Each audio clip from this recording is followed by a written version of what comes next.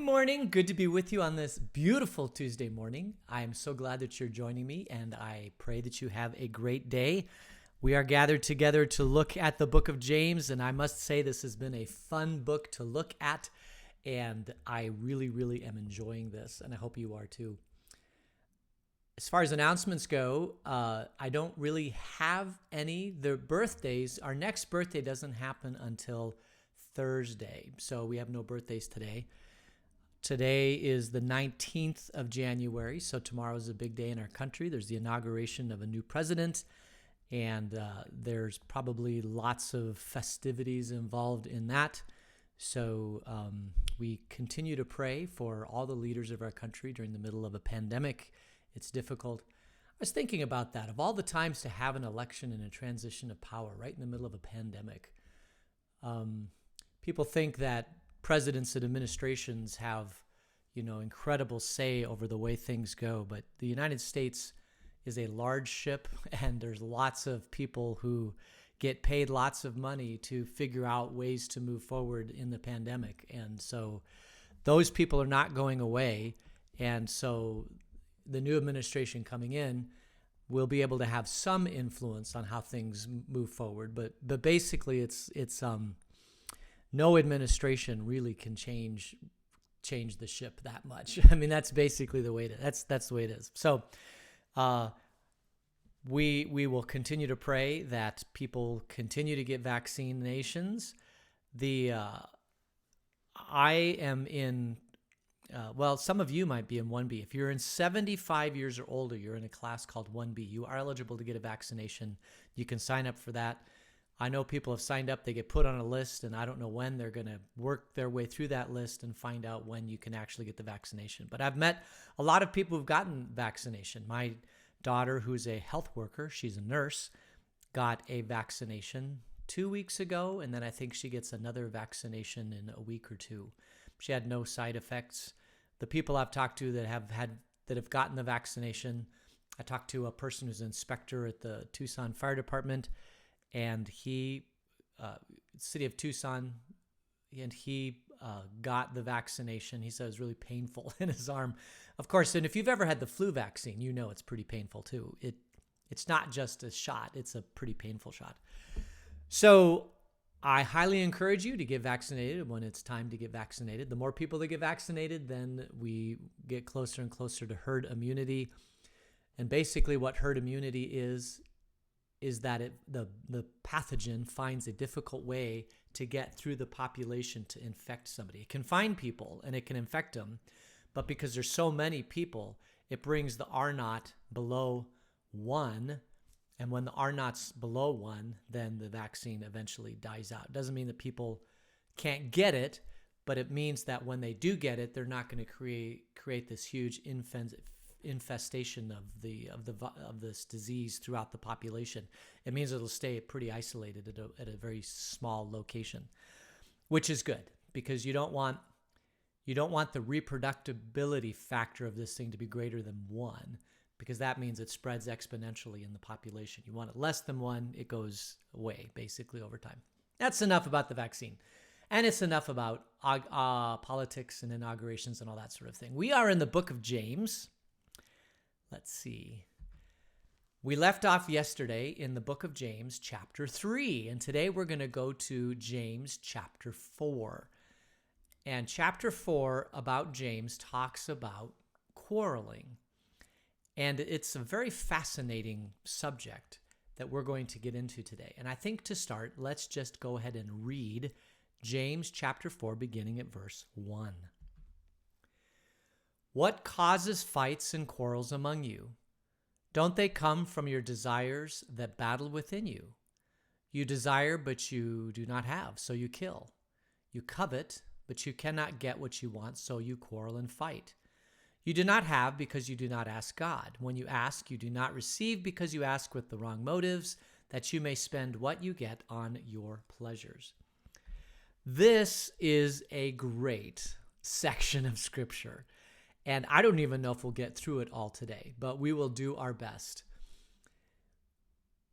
James is talking about fighting and quarreling. And you all know what fighting and quarreling is, right?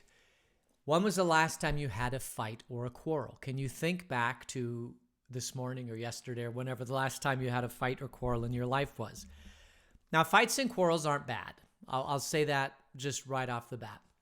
Sometimes we have to stand our ground and we have to speak what we think, and we live in a society where we have to live with other people. And so sometimes other people conflict with us. And so we have to go back to them and we have to resolve that conflict and say, you stay in your lane, I'll stay in my lane. These are the things that you did that are causing me problems. And so we've got to work this out. I mean, that's life. That's how we live together. So that's basically where quarreling and fighting comes from, is when somebody violates our way of living or things in our life. And so when they do that, we quarrel and fight. Now, not all quarreling and fighting is bad. There are times, like I said, when we can go and explain to somebody, this is what you've done and this is why it's a problem. Bosses do this to employees. Spouses do this. Children and parents do this. Teachers do this. This is part of life, is talking to people about these things. But I think that what James is talking about here is a different type of quarreling and fighting. What James is talking about is quarreling and fighting that are based upon something within us. To kind of preface this, when you have a problem with somebody else, Matthew 18, James says, go to that person and tell them how they've wronged you. And 99 out of 100 times you will reconcile and you'll hug and you'll go away as friends. That is the way to do it. Not to quarrel and fight, but to go and sit down and have a conversation. Now, with a child, you can't necessarily sit down and have a conversation because children are children. They're not thinking rationally yet as children. So sometimes you have to use punishment or some sort of physical thing to get their attention. I think the popular thing today is probably timeouts. You have to do something to get their attention so they can understand why what they did is such a problem. But we're talking about adults here. So in the adult world, basically we let people leave us alone, and we leave people alone unless what they're doing transgresses into what we're doing. And now all of a sudden we have to have a conversation. And Jesus says that conversation should be like this. Go to that person and explain to them why it is that what they've done is causing you a problem, and work it out. And then if it doesn't work out, which the vast majority of the time it will, but if it doesn't work out, then you accelerate it or take it to a higher level. So we know that quarrels and fights happen between people.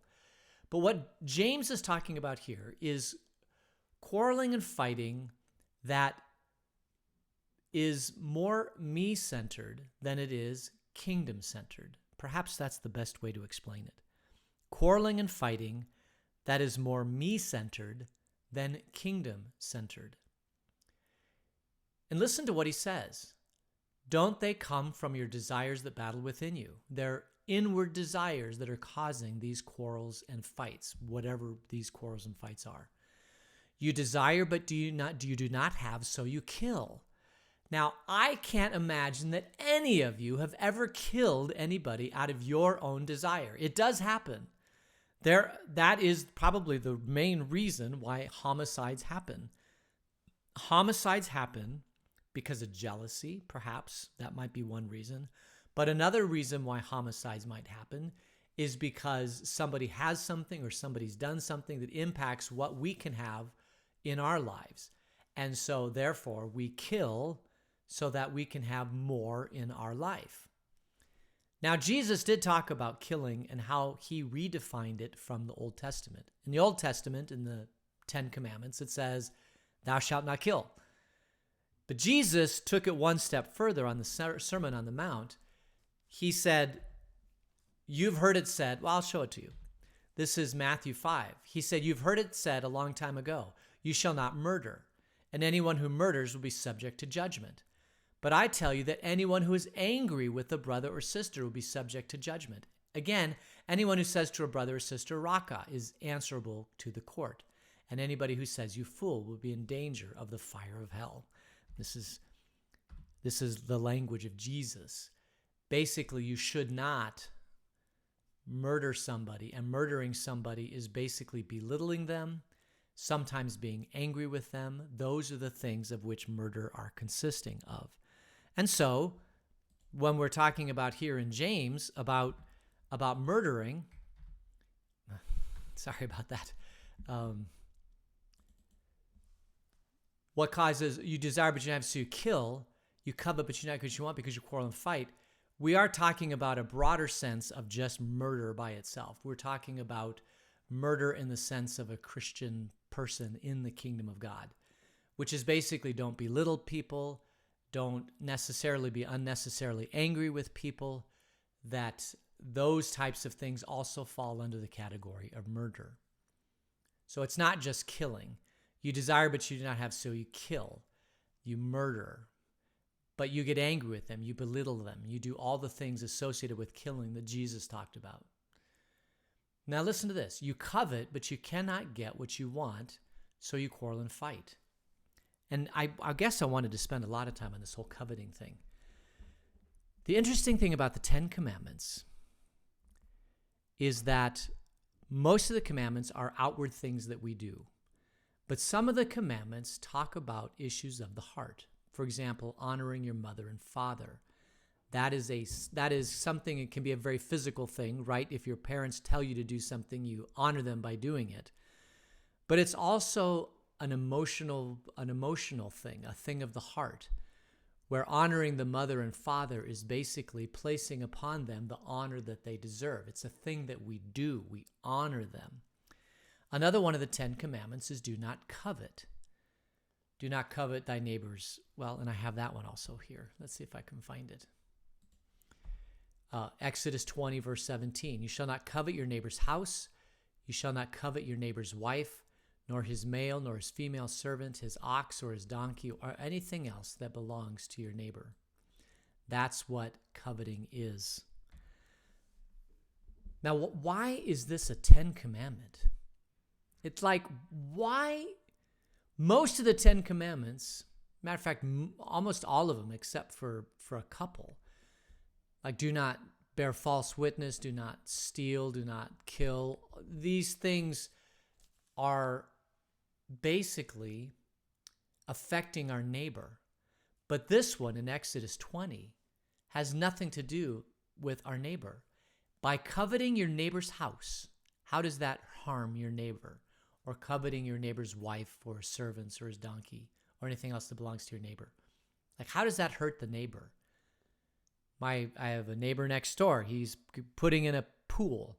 So if I covet the fact that he has a pool and I don't have a pool, how does that impact him at all?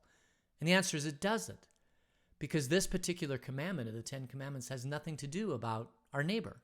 It has everything to do with the condition of our heart. God gave us the 10 Commandments so that we could live together. It's rules for human beings to live together so that they can. But this last 10 of the 10 Commandments, not coveting the neighbor's house and the servant and the donkeys and anything else that belongs to the neighbor, are more about us. They're more about our heart and our desires. It is not healthy to live your life coveting or wanting to possess everything else that everybody else has. That is not a healthy way to live your life. The healthy way to live your life is to look at the blessings that God has given you, to prioritize them, to look at what he's given you. For example, if God's blessed you with a job that gives you X number of dollars, then what the healthiest way to live your life is to create a lifestyle that matches with the money or the resources that you've been given. And if you want to have more resources than what you've been given, you have two choices. You can save, or you can get a side gig, or you can get an education or learn a trade or do something that increases the value of your labor. These are the things that will make you healthy and happy in life. What will not make you happy and healthy is to sit and stew about the fact that everybody else has so much more than you and you have nothing. That will cause you to go insane. And that's why God puts this commandment down. It has nothing to do about your neighbor. It has everything to do about us. And this is so needed in our society today because we have this thing in our society that's keeping up with the Joneses. And the way that we can keep up with the Joneses is to get large lines of credit, and we go out and we purchase things so that we can show that we have as much as the Joneses have. And my friends, that's just not a healthy way to live. The healthy way to live is to balance the things that are coming in with the things that are going out. And if you can do that, you will live a very wonderful, happy, healthy life. And if you don't do that, you will spiral into problems. Now, it gets more complicated because of, well, I might be showing my cards here a little bit, but it gets complicated because of government. Because we as a society say that if you're going to have things, they have to be a certain way. They have to be a certain safety standard. So there are places in the world, believe it or not, where you can buy a car that is very inexpensive. There are places where you can buy a car brand new car for $2,000 to $6,000. You say, how is that even possible? Well, it's possible because they are stripped down versions of a vehicle. They have an engine, they have a steering wheel and a brake. That's about it. Those cars are not for sale here in the United States. Why not? Because here in the United States, we have a standard that says if you're going to drive on our roads, you have to have a certain amount of protection around you. And so we add a whole bunch onto the price of a car that brings it into the tens and the 20s and the $30,000 to $50,000 range, right? And even the difference between a $20,000 car and a $50,000 car is basically just its appearance, has nothing to do with safety. And so we as a society create within ourselves this standard about how we must live. The same thing goes true with housing. The same thing goes true with food. The same thing goes true with all the basics and necessities of life, like how much should we spend as a society on education? And we want the very, very, very, very, very best education. And so we spend lots and lots and lots of money on education. And there are some places around the world that spend 100th of what we spend on education, and they maybe get some percentage of the education that we have here in the United States. It's all a matter of, it truly is all a matter of just balancing the resources. And we just have never, as a country in the last 100 years, done a very good job of balancing how much money is coming in and how much money is going out. And that's why we run a deficit all the time. And as you can tell, I'm not big into deficits. I believe that governments should not run deficits. I'm way out in left or right. I'm not sure which field I'm in on that one. But it is completely beyond my control to ever affect that. So there's nothing I can do about it. So I don't do anything about it. If I were in charge, I could probably fix the problem, but because I would want to fix the problem, I'll never be in charge. So there, how's that? And my voice will get washed out by those people who love the government handouts. All right, so this is the problem. It's the root problem of many, many, many things: coveting our neighbor's house and our donkey and our things. And that goes back to what James is saying. What causes fights and quarrels? You fight and quarrel because you can't get what you want. So you fight and quarrel. And then he says you do not have because you do not ask God. And immediately I know what you're thinking. Well, it says right here in James that if I want a new car, all I have to do is get on my knees and ask God, hey, can I have a new car? And poof, a new car is going to show up. That's not what this says. It may appear that way if that's the way you want to read it, but it says you do not have because you do not ask God. And when you do ask, you do not receive because you ask with the wrong motives, that you may spend what you get on your own pleasures, right? When you go to God and you say, God, I really want $1 million. What is that saying? It's saying, God, I would really love to have the $1 million, because if I just had $1 million, I could pay off all my debts. I could have enough money to survive. I could live in the lap of luxury. People would look at me and say, wow, there's a guy there's a gal who's who's really got it together. Look at all the stuff that he has. He must live his life a very, very well life. And yet, time after time again, people who win money, win the lottery, 5-10 years down the road, they're completely broke and destitute and even less happy than they were before they won the lottery. So we know that's true. But that's not what God's talking about here. What God's talking about here, what we don't ask God, we don't have because we don't ask God. Well, what would we ask God? Well, in the prayer that Jesus taught us, he says, Our Father who art in heaven, hallowed be thy name. Thy will be done. Thy kingdom come on earth as it is in heaven. In other words, God, align my will with your will. Help me to understand what your purpose is for me on this earth, being an ambassador for the kingdom, and then let me use all the resources that you've given me to further the kingdom. Let my will align with your will. So if you go to God and you ask, God will tell you, here is my will for you. It's that you be the ambassador of my kingdom in the world today. If you're a follower of Jesus, this is what the overarching thing is about your life. Everything that God has given you is to basically be used to support and to expand and to be a part of his hands and feet in the world around us. And when you ask God for those things, he will tell you how to use what he's given you for the world around you. And there may even be times that he will bless you with resources that he wants you to use in the world around you. And then he will tell you what to use those resources for. You can go to God and ask these things. But don't go to God and say, God, I really need $50,000 for a new car. That is not what he's not going to send a check in the mail to you for $50,000. I guarantee you. Now, you could go to God and say, listen, God, for the purposes of the kingdom or because you want me to live in this life, I really need a car, and God may bless you with something like that. And I'm not denying that, and I'm not saying that's wrong. What I'm saying, though, is that what is wrong is coveting your neighbor, looking at your neighbor, and trying to live beyond the means that God has given you. Same thing goes with churches, right? A healthy church is one that takes all the means that they have, and they look at the things that God's called them to do, and they say, okay, God, this is what we're going to do with what we have.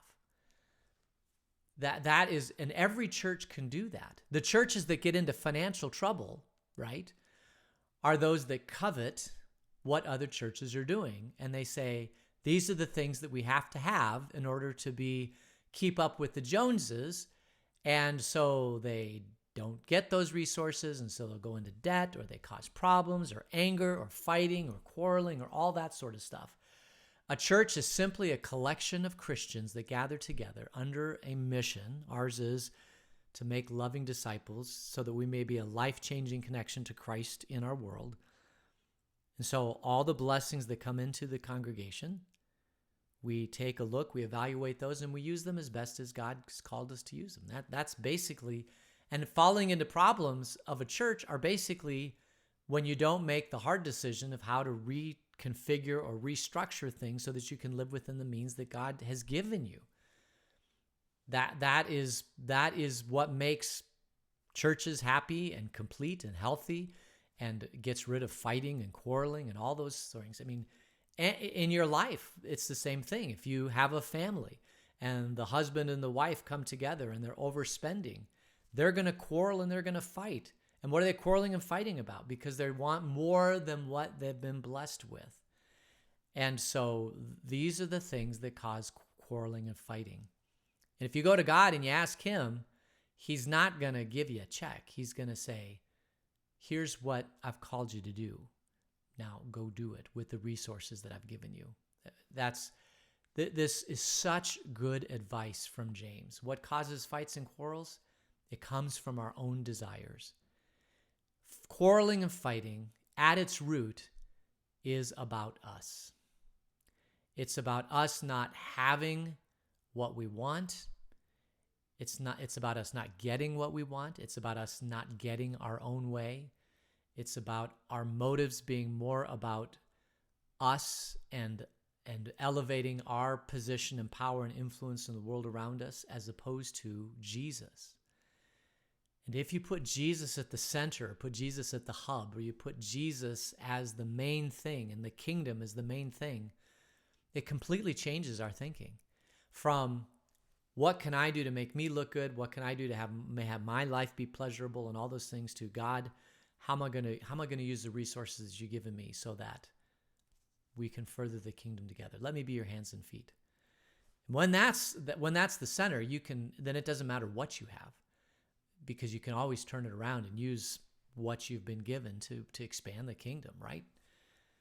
I think of Paul, the Apostle Paul, sitting in prison, no longer able to do his missionary work, and yet he was able to share the love of Christ in the middle of a prison, love the people around him in the middle of a prison. He probably had back at home some resources that he had left with his family, and they were probably holding on to those for Paul. And when he gets back, maybe he can use those, but he was never coming back. He was in prison. So none of those were available to him. The only thing that he had was the clothes on his back and the food that people brought to him. That was it. And he was living in a prison cell, a dungy, dinky, rat-infested, disease-infested, boils on people's body-infested prison cell. And you'd think it'd be a pretty miserable existence in a prison cell. I would think being in a prison cell today would be a miserable existence, but I can't even imagine what it would have been like to be in a prison cell at Paul's time, in a Roman prison. And even in a Roman prison, he was able to write beautiful, flourishing letters to people and to talk about their faith and to share with them and to use what resources. The only resource God had was that somebody had come into him and he could either dictate a letter or write a letter and he could get it out to people. That's the only thing he had. And yet he did it. And he was loving the jailers around him. He was caring for fellow prisoners around him. All of these things he did because the main emphasis wasn't on him and his own pleasure, but his main emphasis was on following God and being in the kingdom.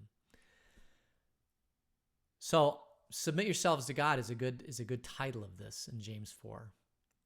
Because basically what it is coming to God and saying, God, everything that I have is yours. Let me use it for your kingdom and for your glory and your work. And when you do that, it will greatly, vastly impact how many quarrels and fights you have in your life. You may not have any. The only quarrels and fights you'll have in your life are when other people impact your ability to spread the kingdom. That could be a quarrel or a fight in your life that might be worth fighting, because we still have that mandate from God to be his hands and feet. Well, there may be times when the world prevents you from being the hands and feet of God. And so it might be an appropriate time to have quarreling and fighting on that sort of thing. But the vast majority of the time, that's the way to get rid of quarrels and fights, to not make life about you, but to make life about other people and about your kingdom impact in their life. And when you do that, you will live the best life that Jesus has for you. And you will reduce or eliminate all the fights and quarrels in your life. So I think it's a little bit early. It's a couple minutes early, but that's kind of the end of a cadence of James 4, verses 1 through 3. So I think we'll end it there. So let's go ahead and close in prayer. Gracious God, thank you for every blessing that you've given me. Lord, help me to align those blessings with you and your kingdom, and help reduce the quarrels and fights that exist because of looking inward and not upward. Be with us today until we gather again. In Jesus' name, amen. All right, so that is the end of today. We will meet again tomorrow. I have to say one thing. I did not have breakfast with my father yesterday. His wife was sick, and so she's getting a COVID test. I don't know how this test is going to come out, or maybe she did come out. Anyway, so he isn't meeting with me because he's kind of taking care of her. He's thinking about, would we be able to meet on Thursday? And so I'm going to talk to staff today and look if Thursday is a good day. If it is, then we may cancel Thursday, but just Thursday. But if it isn't a good day for me to be gone, then we'll probably pick a day next week. So I just want to make you aware of that also. All right, so thanks for joining me today, and God's richest blessings on the rest of your day. And we will see you tomorrow. Take care. Bye.